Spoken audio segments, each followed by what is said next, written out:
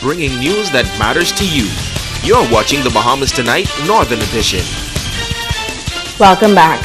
Police officials are investigating a fatal stabbing incident that has claimed the life of a 42-year-old adult male resident of 8 Mile Walk. Now, according to reports, shortly after 7:20 p.m. Friday evening, a man was stabbed in the Hannah Hill area of 8 Mile Walk by a man known to him. Superintendent of 8 Mile Walk, Loretta Mackey, provided details on the scene. The officers at the 8 Mile Rock Police Station would have received a call of a stabbing incident here in Hannah Hill. They would have responded and they would have met a male lying on the ground with a stab wound to the upper part of the body. He was transported to the Rand Memorial Hospital by ambulance and he later succumbed to his injury. The officers have in their custody a male adult who's assisting in the investigation. Now, police say they have one man in custody in relation to this latest incident. This marks the 16th homicide for the year on Grand Bahama Island. Switching gears now, the Junior Achievement Program coming together to mold the future business leaders of the Bahamas on Saturday. The organization held a training for all JA officers to teach the young persons the fundamentals of entrepreneurship. Over 60 students turned out for the training. Chairman of the organization, Donald Glass, and program manager, Ron Dames. Here, having many of our advisors give presentation on the various disciplines, giving them the insight on what the real world is and the specific discipline that they're heading, and also be molding them to be outstanding leaders and excellent entrepreneurs. So the sessions going on here today is a training session, but it also very interactive because we have teamwork and drills that goes on whereby they can really share ideas and share experiences. Training sessions such as this is really mandatory for any young person or any person who aspires for any leadership position, no matter whether it's in junior achievement or any other profession in the world, simply because they need to have the fundamentals, the basics on which they can build. We like to look at our junior achievers as future leaders and in all elements of our society. In order for them to really be productive leaders, they need to have the kind of training so they can themselves, when they become leaders, impart this kind of training to persons that they lead. Students Ranicia Saunders and Nateo Forbes say the program continues to be beneficial in their lives.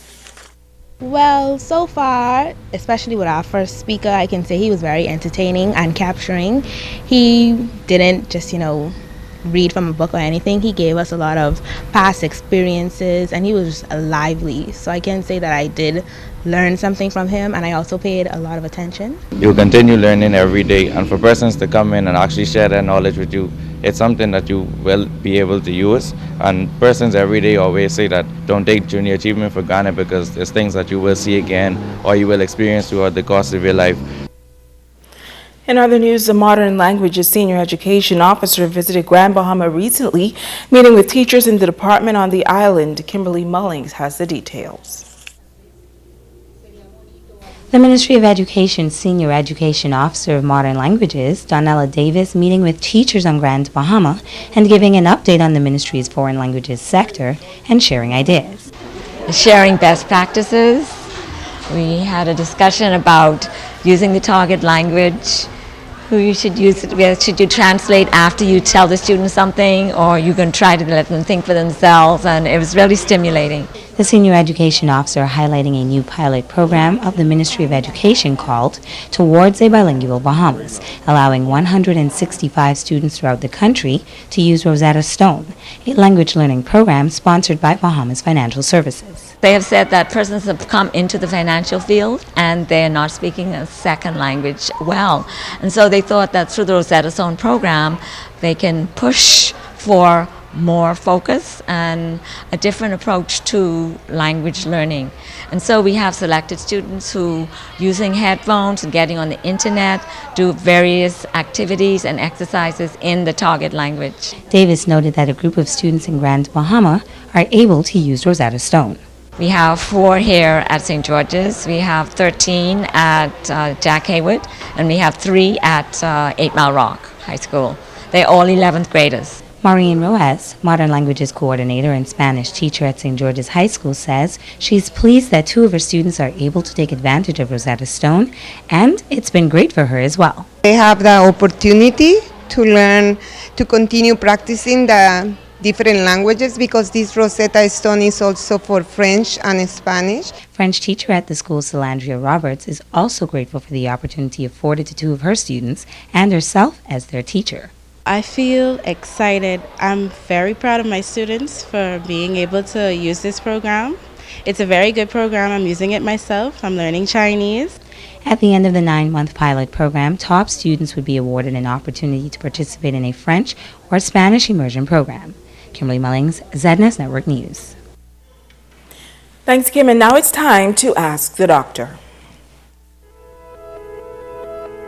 Welcome. I'm Dr. Monique Pratt. RL from Freeport asked, why am I bruising so easily? Thanks for your question, RL.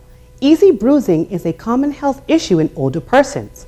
Although most bruises are harmless and go away without treatment, easy bruising can sometimes be a sign of a more serious problem. Bruises form when tiny blood vessels near the surface of the skin are broken, usually due to some kind of impact. Generally, the harder the impact, the bigger the bruise. But for people who bruise easily, this may not be the case. Sometimes, even tiny bumps can result in large bruises or marks. One reason older people bruise more easily is because as we get older, our skin can get thinner and even lose the fatty layer below the skin that can help cushion us from minor bumps. Some medications can also cause easy bruising, like aspirin, blood thinners, as well as some dietary supplements like ginkgo or fish oil. In rare cases, easy bruising sometimes indicates a serious underlying condition, such as a blood clotting problem or a blood disease. Please see a doctor or visit our community clinic if you bruise easily, have frequent large bruises, a history of significant bleeding, such as during a surgical procedure, or have a family history of easy bruising and bleeding. I'm Dr. Monique Pratt, and this has been Ask the Doctor. Stay with us, Ricardo Lightborn, as a check on sports when we return.